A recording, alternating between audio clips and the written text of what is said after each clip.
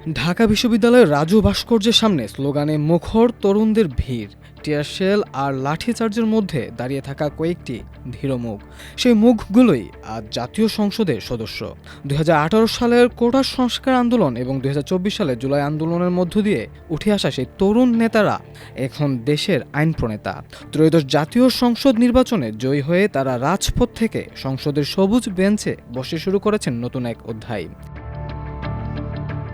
এই যাত্রার সবচেয়ে আলোচিত নাম নুরুল হক নূর। কোটা সংস্কার আন্দোলনের সময় তিনি ছিলেন আন্দোলনের মুখপাত্র এবং পরে ডাকসুর ভিপি নির্বাচিত হন। আন্দোলনের পর তাকে একাধিকবার হামলা, গ্রেফতার ও মামলার মুখোমুখি হতে হয়। দীর্ঘ রাজনৈতিক সংগ্রামের পর তিনি এবার পটুয়াখালী ৩ আসন থেকে সংসদ সদস্য নির্বাচিত হয়েছেন। তার প্রতিষ্ঠিত দল গণ অধিকার পরিষদের জন্য এটি একটি বড় রাজনৈতিক মাইলফলক। একই ধারার আরেক তরুণ নেতা নাহিদ ইসলাম, যিনি ২০২৪ সালে জুলাই আন্দোলনের সময় রাজপথে সক্রিয় নেতৃত্ব দেন। আন্দোলনের সময় গ্রেফতার ও নির্যাতনের অভিযোগ ওঠে তার বিরুদ্ধে। সে আন্দোলনের জনপ্রিয়তাকে পুঁজি করে তিনি ঢাকা ১১ আসন থেকে শাপলা প্রতীকে সংসদ সদস্য নির্বাচিত হয়েছেন। তার সমর্থকদের মতে এটি ছাত্র আন্দোলনের রাজনৈতিক স্বীকৃতি। এই তালিকায় আছেন হাসনাত আবদুল্লাহ, যিনি কুমিল্লা ৪ আসন থেকে বিপুল ভোটে জয়ী হয়েছেন।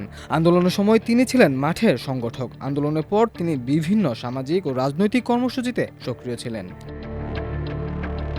পাশাপাশি রংপুর ৪ আসন থেকে নির্বাচিত আখতার হোসেন ছাত্র অধিকার আন্দোলনের সংগঠক হিসেবে পরিচিত।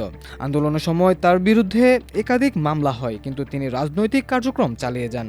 একইভাবে নোয়াখালী ৬ আসন থেকে জয়ী হান্নান মাসুদ ছিলেন রাজপথের আরেক পরিচিত মুখ, যিনি আন্দোলনের সময় সংগঠন ও সমন্বয়ের দায়িত্ব পালন করেন। তাদের সবার রাজনীতির শুরু রাজপথে। দাবি ছিল বৈষম্যহীন রাষ্ট্র ও শিক্ষার্থীদের ন্যায্য অধিকার।